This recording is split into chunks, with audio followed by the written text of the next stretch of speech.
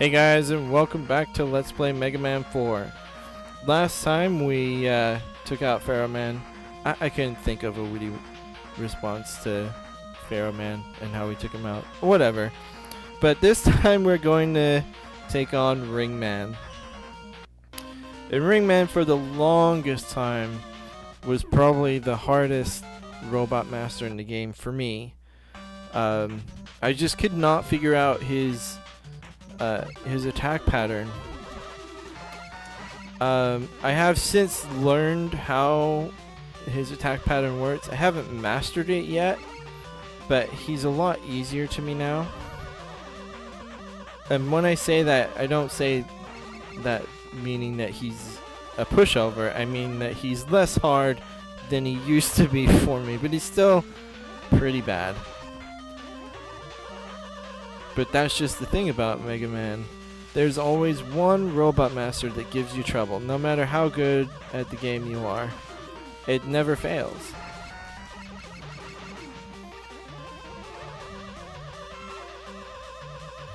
I remember I used to get so frustrated with this stage. Like, I couldn't get past the first couple of screens because of these things, and the turrets are kind of bad too. Anyway, here is our first mini-boss of the stage. There are a grand total of, I think, 5? Is there 5 or 4? I know there's at least 4. Possibly 5. Anyway, he launches heat-seeking missiles, and that is exactly what I wanted you to drop. Thank you. If you stand underneath him and use Rain Flush, he goes down very quickly. But, don't worry, he's coming back later. All good mini-bosses show up more than once. You can grab that health if you want. I'm not grabbing that health because that sucks. And again, just like most Mega Mans, there's an exploit there where you can scroll enemies off the screen. This is a good place to grind for energy if you need it, because these guys keep respawning. I'm not going to do that though. But this is usually where I like to restock. And it might be a good idea to do so because we're going to be facing another one of those hippos again. Anyway, this is mini-boss number 2, the ring guy. He takes 3 fully Mega Buster charge shots.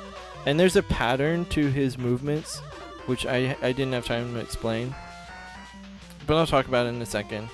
Because again, we're going to see another one of those guys as well.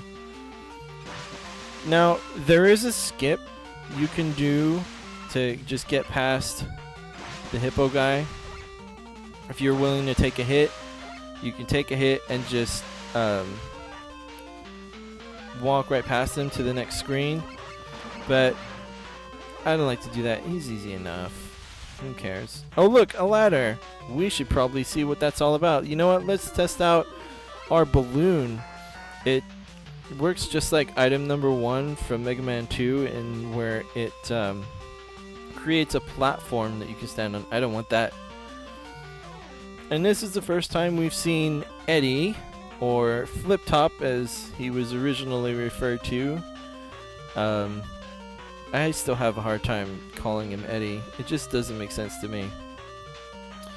But he will drop one of 4 items, a large weapon energy, which he seems to really want to drop, which tends he does that a lot.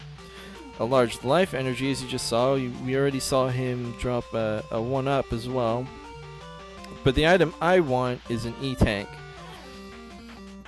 Now, you're witnessing an exploit for this. Thank you, Eddie. If you allow Eddie to drop the item, but you don't pick it up, if it's not the item you want, you can go off screen and back on screen, and he'll reappear and give you a different item, or maybe the same item. You never know with Eddie. But yeah, you can just wait until you get the item you want that way. And that's normally what I do, unless it takes forever. Because Eddie does have a tendency to not drop the thing you want the most. It's just the way that he is. And it's a pain. And I was wrong, there are only 4 mini-bosses in this in this stage, not 5. Anyway, the ring guy. So you'll notice he kind of goes back and forth. 1, 2, 3, 4, 5. And he'll open up 1, 2, 3, 4, 5. If you count, as soon as it reforms and you count each movement, it takes 5. He moves 5 times and then he opens up. And you can use a fully charged Mega Buster Blast to attack him. Now, Ringman is weak to the Pharaoh shot. Go ahead and equip it before going through this door, and while you're moving through it, hold the attack button, and it will start to charge up. And those charge shots will do a lot more damage.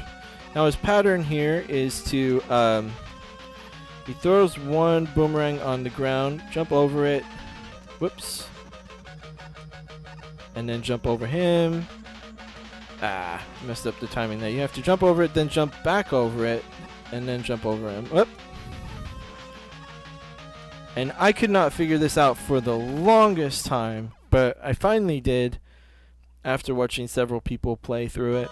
And I was just like, why didn't I think of that? But yeah.